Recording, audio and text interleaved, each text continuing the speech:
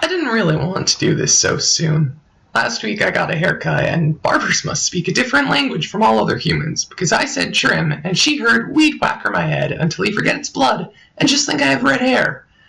Now my shaggy head will be gone for months, and I look like Malfoy's stunt double. But like the old saying goes, you're dying either way, so if you have shit to do, get on that.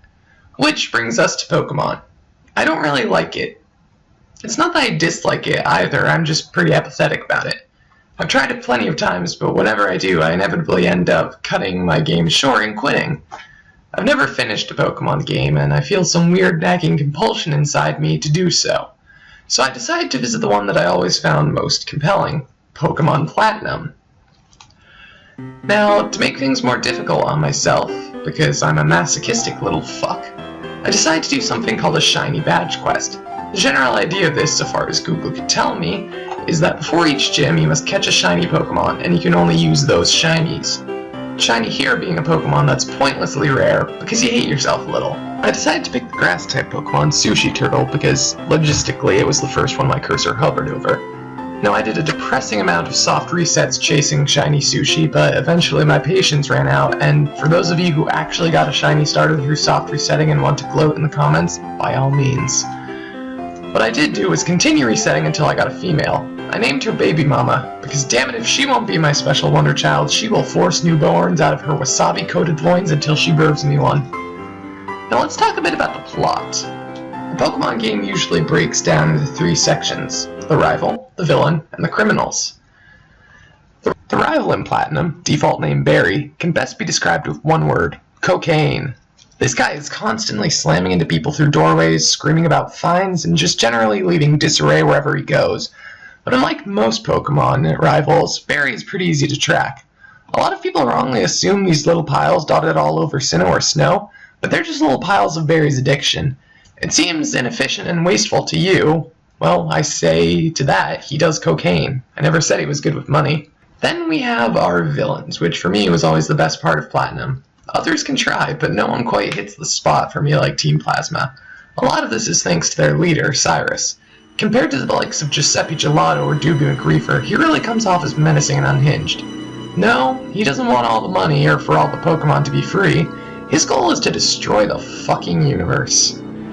I've heard people complain in the past that as far as evil teams go, Plasma doesn't accomplish nearly as much of value as any other. To which I would counter, when you're trying to end all existence as we know it, you can't really take baby steps. It's either on or off. Not only does his mission stand out, he feels fleshed out and distinct as a character. This feeling of deeper personality travels down the ranks of Plasma's corporate ladder to the admins, a cavalcade of Sailor Moon rejects. And if that doesn't keep your interest, there's the Pokemon League. Your dream that several people keep insisting is your dream. It begins with the gym leaders, impressive battlers and mob bosses who create more traffic than Chris Christie. There are 8 of these chuckle fucks, and if you want to see Pokemon past the soft serve bird and chin lumps, you're going to have to beat them. And they're a diverse crew, comprised of a metrosexual, some weird hiker-stripper hybrid, the one who's so tough she takes her band-aids off slowly, the inexplicable luchador. Stereotypes are funny. A 5 o'clock shadow personified. Can hypothermia affect your personality? And the strongest of them all, Daddy Never Hugged Me. If you can manage to beat all of them, you'll get to challenge the Elite Four, who you know are elite because there are 4 of them as opposed to 8. They're a much more tight-knit group overall, consisting of 3 gigolos and the pimp. Beat all of them in succession, and you earn the right to face the ultimate trainer, the champion, who is none other than some bitch who likes history. If you're wondering who she is, well, I don't have a lot of in-game footage, largely because I don't have a single shiny yet.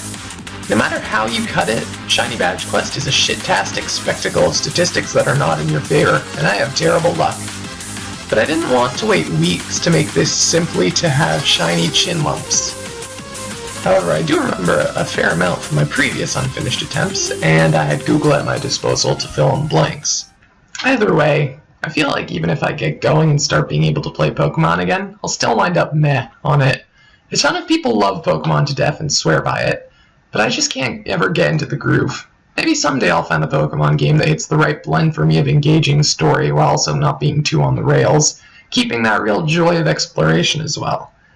As for now, though, Platinum is still my favorite of the Pokemon games I've played, and for my personal tastes, is aggressively mediocre. Either way, I feel like even if I get going and start being able to play Pokemon again, I'll still wind up meh on it. A ton of people love Pokemon to death and swear by it, but I just can't ever seem to get into the groove.